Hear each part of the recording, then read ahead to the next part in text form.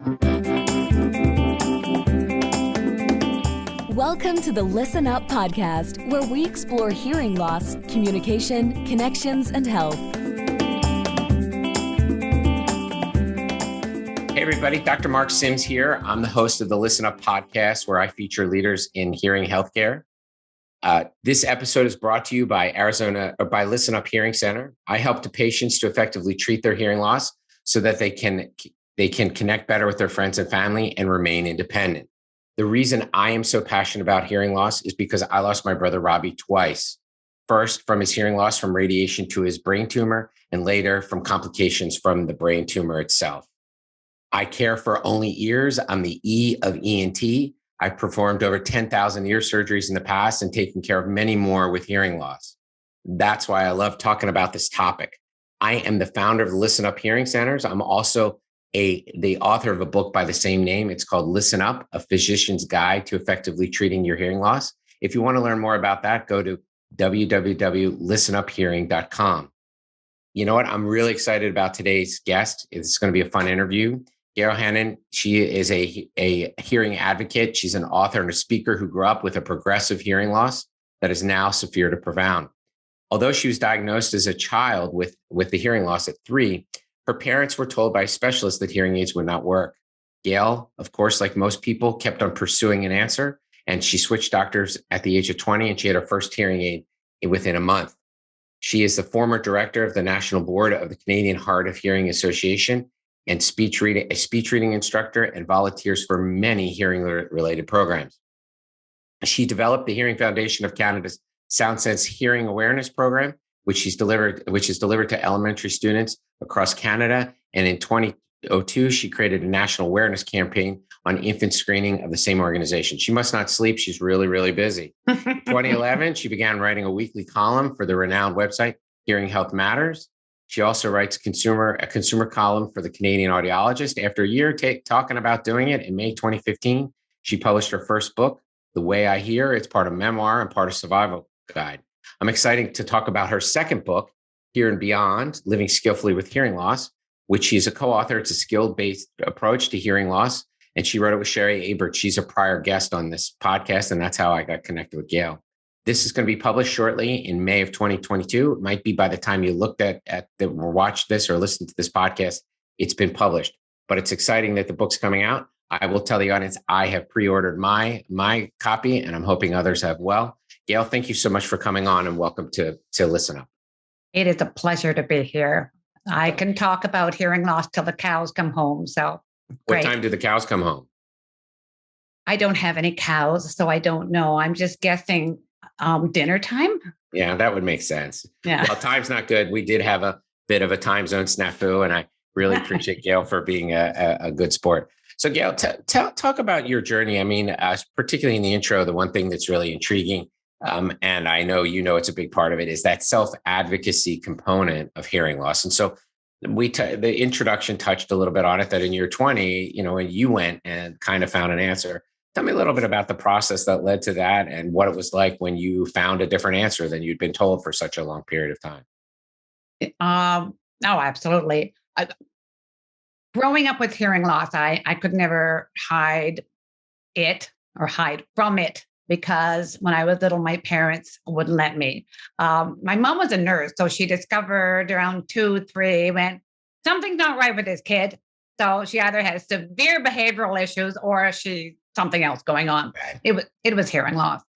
Mild. So there are no behavioral issues. No.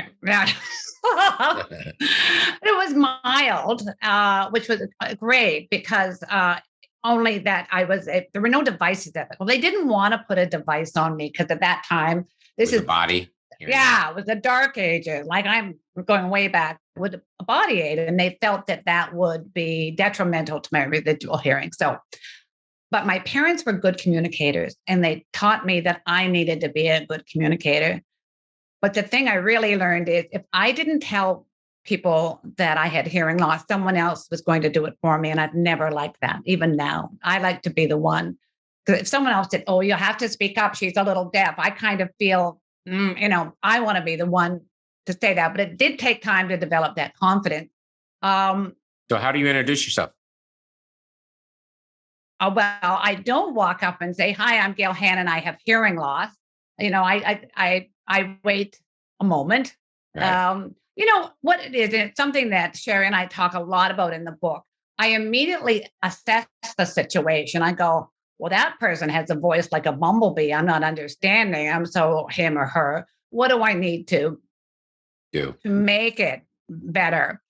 But again, it took a long time to get to this. I was, Sure. even though I wanted a hearing aid, oh gosh, I wanted a hearing aid. Every year, the doctor said, no, you can't. It's getting worse. It sucks to be you. Too bad. But then at the age of 20, I went, oh. And like you said, I went and I got a hearing aid, and life became really loud. But I also discovered that I didn't want a hearing aid as much as I thought I had. Right. So reality was this big beige thing. I don't like beige. Big beige thing. And, I was in my early 20s. So, it was a thing. And it was saying, this woman has an issue. But I got better at it. I did. It spent 3 weeks in the drawer, the proverbial, thing. Nightstand drawer. What's it called? A what? Nightstand drawer. Mostly. Yeah. Well, no, mine was in the living room. But I almost heard it saying, let me out. I got wearing it, and very quickly I couldn't do without it. Right. So for the next 2 decades, my hearing loss got worse. It's now severe to profound. Profound would be a better appellation. But hearing aids got better.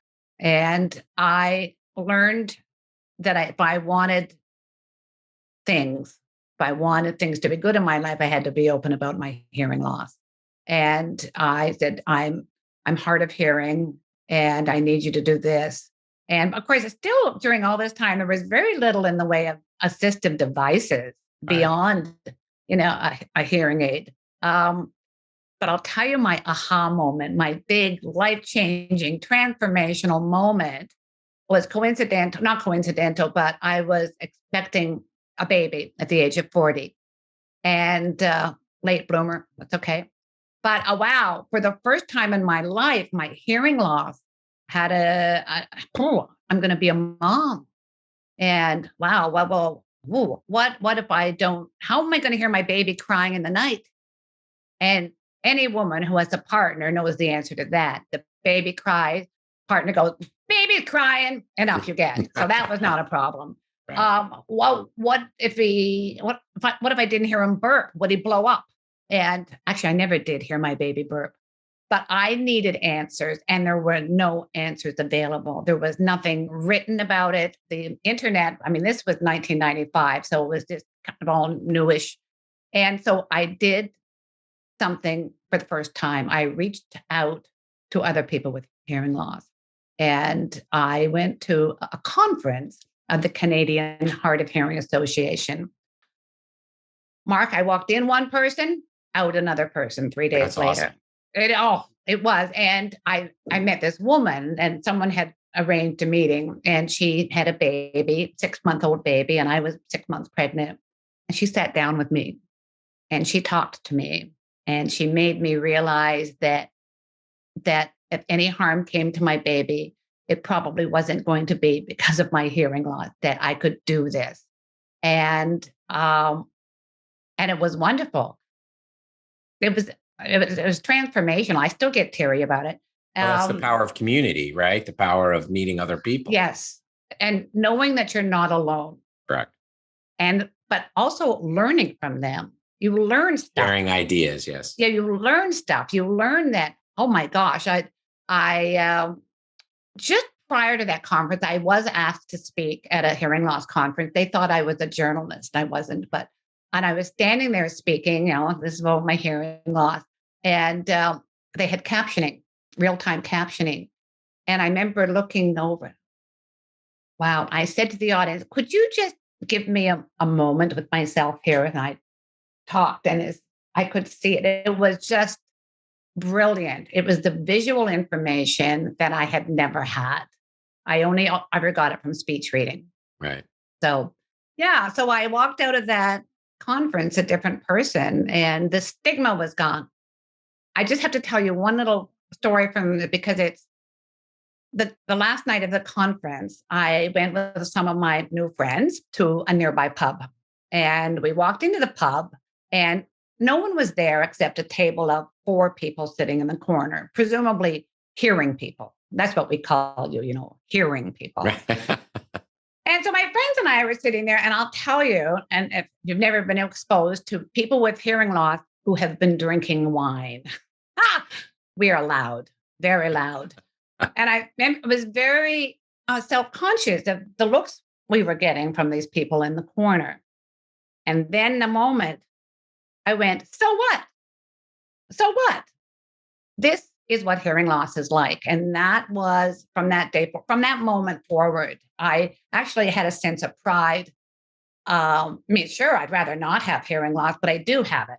And I had a sense of pride in handling it well and learning new stuff and being part of a group.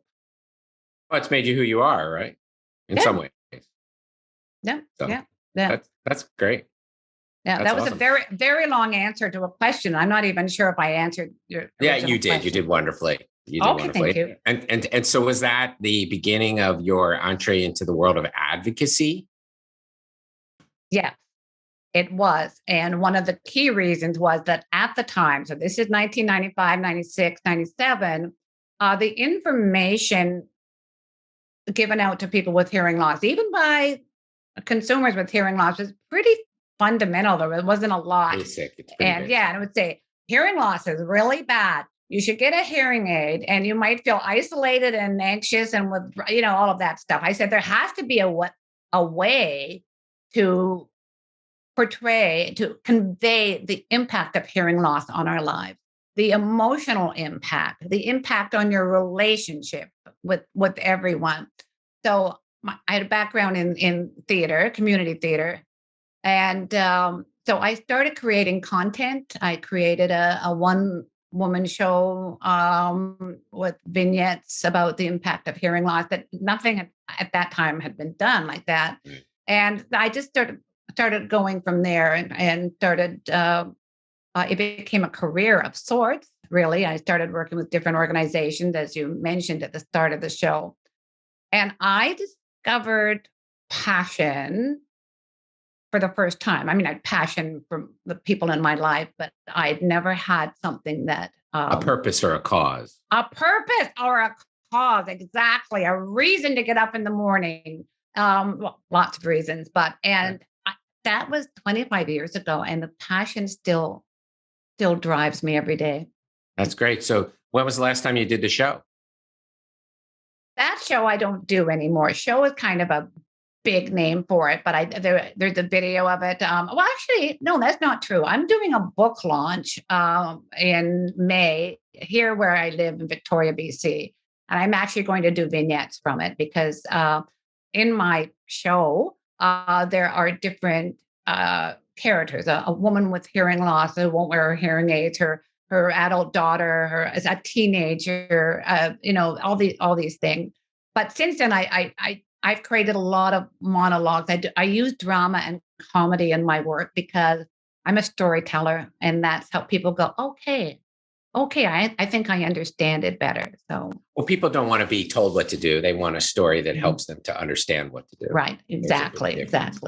And somewhere along the way, I became a writer as well in all of this. So I started writing, and 11 years with Hearing Health Matters, the weekly blog. So, and then my book, and now my What are some of the favorite topics you've covered on your blog?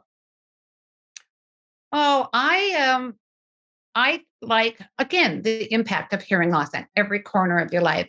People say, how do you get your ideas? And I said, well, just for example, I dropped my keys one day.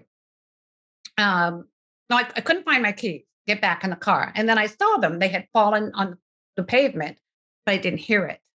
And if you don't hear it, it doesn't happen. And so that was a blog about, the sounds that we don't hear. And the impact on relationships, I talk a lot about.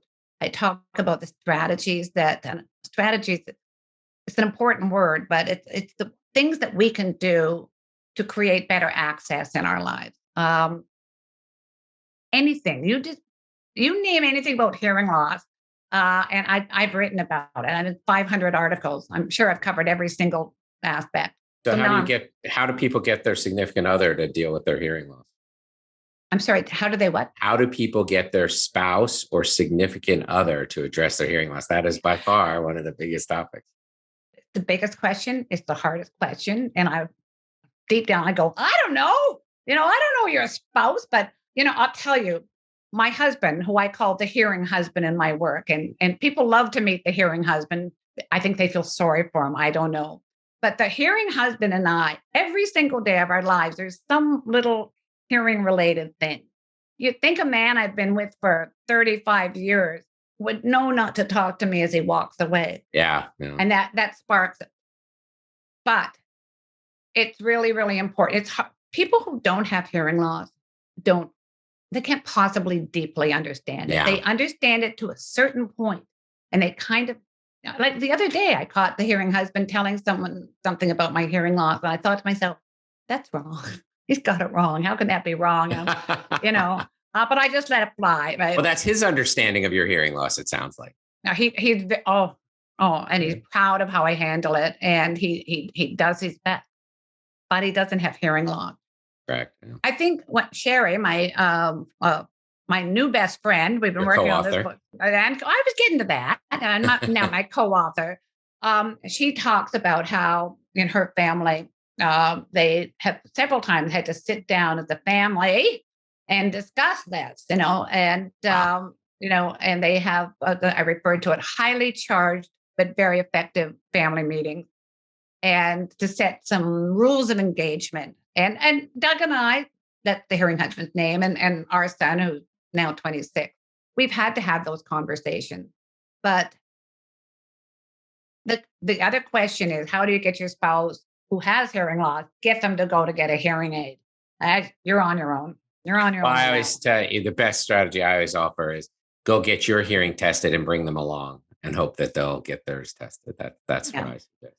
Yeah, I really believe in that sort of family meeting sort of thing. And another thing I remember, we talk about, bring your family member to a meeting, to an audiology meeting or appointment.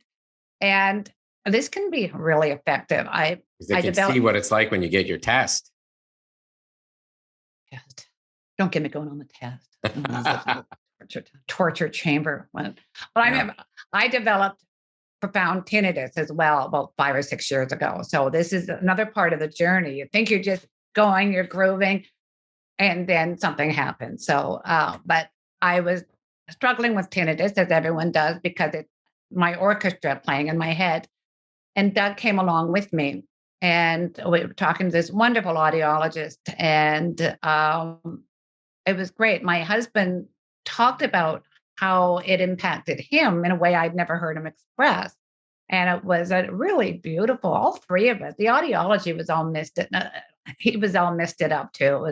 But it was very beneficial. So do you think, as I listen to you, and it's interesting because I have another person I was talking to just recently, that people who are kind of born into hearing loss as compared to the people who acquired have a different mindset. I think people like you are more bold about it because it's just kind of been more there. Unfortunately, you never had the luxury of denial, right? It always was with you. I would have to say I disagree with you, and I'll tell you why. Because I'll tell you why. Because I don't have hearing loss, so I want to know from you. Yeah. So listen to me. I'm going to tell you. Right. Yeah. So for some people, yes. But for other people, no. I have met so many people who grew up with their hearing loss, born into the hearing loss life, as you mentioned, that do not have the openness that I do, and for a number of reasons.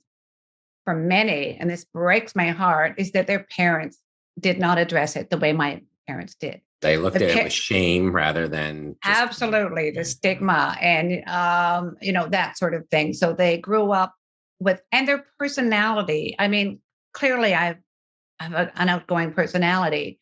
You do? Well, no, this is all That's smokes and mirrors. I'm not sure. I know it's a joke.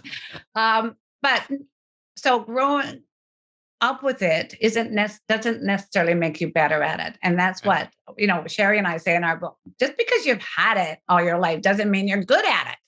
And that, one audience, but you can get better at it. And that's right. So the skills can be acquired by anybody, regardless of how long they've been hearing it. Right. And I'm sure people might, when they see the title of our book, which is How to Live Skillfully with Hearing Loss or Live Skillfully with Hearing Loss, I think skills. I mean, this is something I have. How can I get a skill? But it is. Speech reading is a skill.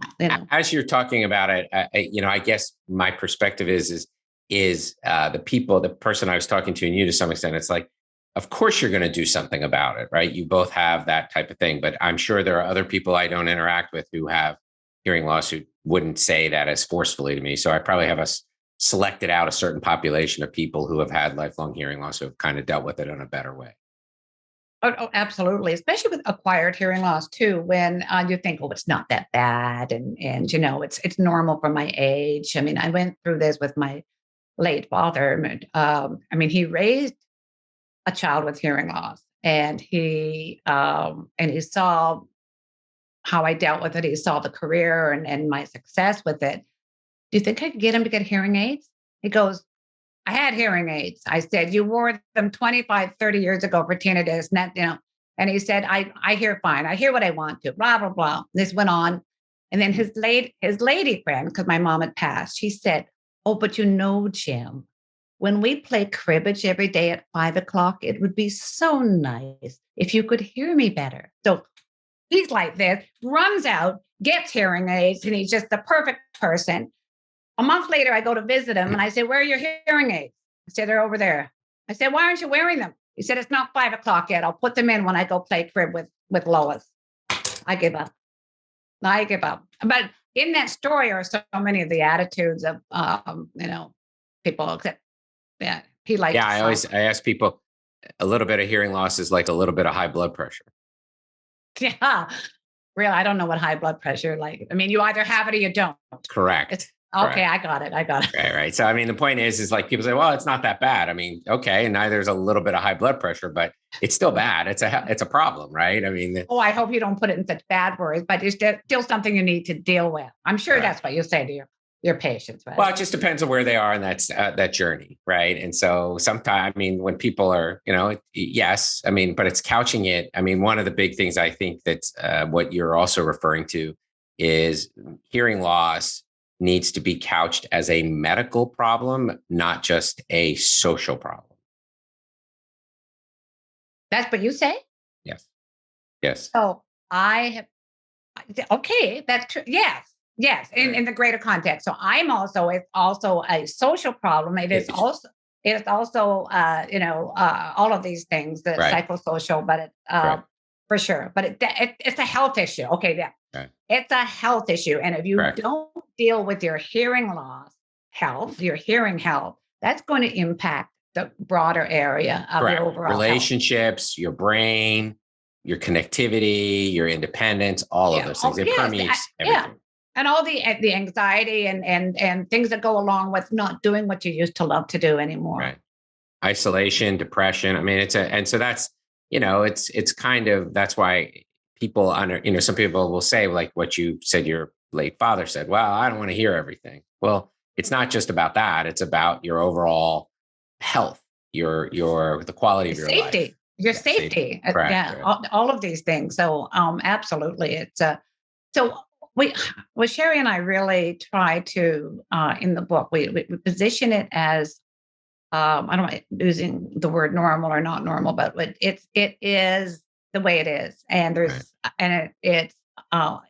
you just shift your attitudes. I haven't seen your interview with Sherry yet, so I'm not exactly sure, but we really she said amazing things about you. About me. Well, I'm saying amazing things about her. So we just about give birth to our baby, but now I forgot what I was going to say.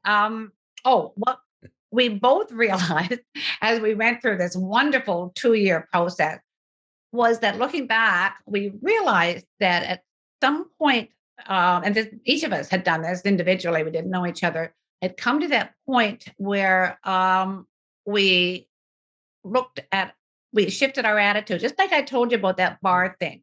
When you are able to reframe how you look at your hearing loss, the hearing loss itself seems to change. I mean, I still don't hear any better than I did before, but how I deal with it. My conversations are more successful. I have better comprehension because I'm communicating better. It's not just about hearing, it's about communicating, which is right. So maybe rather than missing a word and feeling embarrassed, you think it's funny, right? Like you make light of it, right? well, I do a whole show on the things I misheard that are very hilarious. So, I mean, everybody has those stories, and it's great that they have those stories. Everyone said, I have to tell you something you probably never heard. But they tell me this story, and I have heard it, but it's funny. And it's funny for them, and it keeps them in being okay with their hearing loss. Right. Well, I mean, it's kind of hugging your hearing loss. I'm going to steal that. Right. Because I think that's what you need to do. Hug your hearing loss, right? I mean, you just have to make it a part of you, right? Because I mean, nobody was like, so what are some of those vignettes of the things that have been misheard that are funnier? What are some of the things? What? The examples of mishearing things that led to funny replies. Well, I can tell you. Well, I'm going to tell you this. It's not because I'm on the spot. I can't remember, but I will tell you about so the hearing husband. Well, he wasn't my hearing husband because that's what this is all about. It's his proposal, and we were living together. And I woke up one morning, 6:00 in the morning, Mark. 6:00 in the morning. Don't have my ears in. I don't have my eyes in.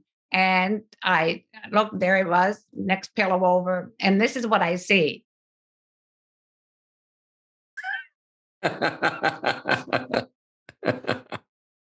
And wow, okay. I was pretty sure this was an important question because it doesn't normally know.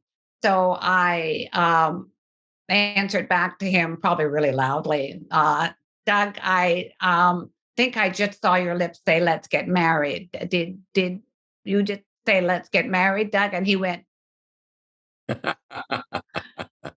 I usually tell that story because in a previous relationship in my life, I bluffed and end of relationship. So I was not going to lose this guy. This was, I can't remember. There's That's so a many great things. story. And it's true. And I tell you. And it worked out. It did. And if the hearing husband had known that the entire world was going to hear about this marriage proposal, he wouldn't have done it that way. No, he wouldn't have now. It's too late now.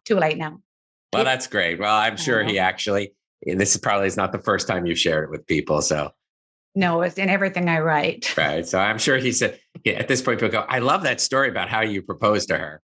They do. Yeah. They really like how I bluffed with this guy. So, and bluffing is one of my, it's a very important topic to me. And I had created a workshop years ago on Bluffing 101. And no one ever talked about it. We all did it. And it's a negative strategy. It's counted, we get in our own way when we bluff. There are many reasons that we bluff, most of them valid, but it's not a good thing to do. And when we can, I call bluffing is the evil twin of self-advocacy. Because if you're not advocating for your needs, you're bluffing. You mean pretending like you're understanding? Absolutely. Oh, and I am such a good bluffer. I have perfected it. I just, all the faces and the acknowledgement. Oh, yeah. And interjections, you go, really? It's just to keep it going. And if you try to catch up or you think, I'm not really interested in what this person's saying anyway, but bluffing is people they can't be their best possible communication self if they give in to bluffing all the time. Yeah, it's interesting. As a speaker, I think a lot of people like talking to hearing impaired people because they pay such great attention to them. So because they're speech reading, they're like really like lasering, like, my gosh, I must be the most interesting person in the world based on how much attention that person is paying. essentially being dishonest. That's what I drill it down to. We're being dishonest. That other person thinks that we're following, Right. and we're not. And so we owe them the courtesy of saying, and it's so simple. Say, I am having difficulty here. Could we shift for the light? Could we go somewhere more quiet? Could you move your lips better? Could you, whatever it is that we need to ask for it, because they will give it to us. We're not asking them to do something horrible. Right. We're asking them. I mean, communication is a two-way street. So well, people want to be connected. They don't want to just say stuff and it be meaningless. Exactly. But for some people, and it goes back to this lack of comfort especially people with acquired hearing loss as adults, people who might still, buy into this age-old stigma. But it's hard sometimes for people to disclose something that is very personal to them and something that they have not come to terms with. So where I can say, I'm sorry, this isn't working for me. Can we try doing this? Someone else, I don't want to bother them, or all sorts of reasons. Yeah, that's incredible grace about having hearing loss. There's grace about having hearing loss? No, the way that approach is graceful. Yes, yeah. And yes, thank you. But for some people, that's a skill. That's Correct. something that you can learn to do better, just like you can learn to speech read better, or at least be more aware of the visual cues and how we get them. I suspect some of this is covered in your book. All of it. Yes. So coming out shortly.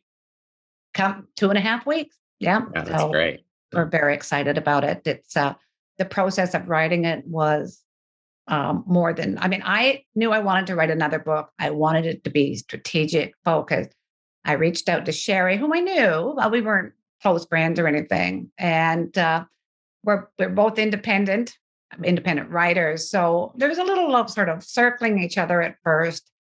And then it clicked. And we were quite very different in our approach and our writing, but we we developed a process that we trust, and we trust each other. And then we really started having fun. And the whole thing was done over Zoom. And we saw each other for the first time at the American Academy of Audiology convention 2 weeks ago. Saw each other for the first time in 4 years. And it was joyful. And that's how we describe the writing of the book. It was a joyous experience. We write about what we love. And you're passionate about it. We're very, very passionate about it. I can tell you, having interviewed both of you, it comes out very clear. And that's why I'm excited to get a copy of the book when it's finally available. Oh, well, I do hope you like it. It's, there's our stories are in there as well, and small bits of humor, but it is very much focused on it's about the hearing loss life and how it is a journey and how we can make it better. It doesn't matter where you are on your journey. It's all these group meetings that you've gone to redacted into a book. So hopefully it creates community, and everything that you've learned across each journey. That's cumulative wisdom. That's worth buying. That's for sure. Yeah. We're very excited about it and hoping that people will enjoy it, and that the hearing health community will share this with their clients and their patients. And we're very open in the book. This is what you need from a hearing healthcare provider. And if this person isn't giving you this, find another one. Yeah. I think the hardest thing is people don't know if their hearing's well treated, unfortunately. And that's a big, big topic that's beyond this conversation. But I absolutely. That's a huge problem is whether or not you actually, and that is going back to the blood pressure thing that I do talk about. Like, your blood pressure is treated, right? You know what normal, and you should know that your hearing loss is treated. And there are ways that your providers can demonstrate to you that your hearing loss is treated. And so I think that's part of the medical mindset rather than just go get hearing aids. Yeah, we just love the sea wave of change that could be coming with the introduction of patient-centered care and client-centered care. And, most, if not all, most hearing healthcare providers are empathetic and passionate.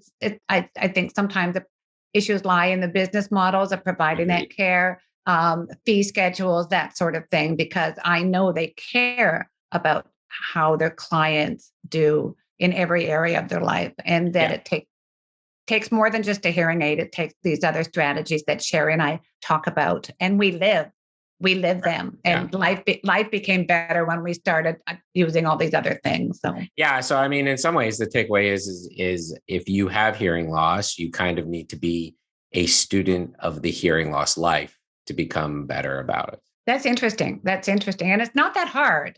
It's not that hard. It's just, especially if somebody writes a book. If they read the book, it'll be easy. Right. Easy peasy. Right. Well, this is great. Thank you so much for coming on. One of the questions I ask all my guests is, what is your favorite sound?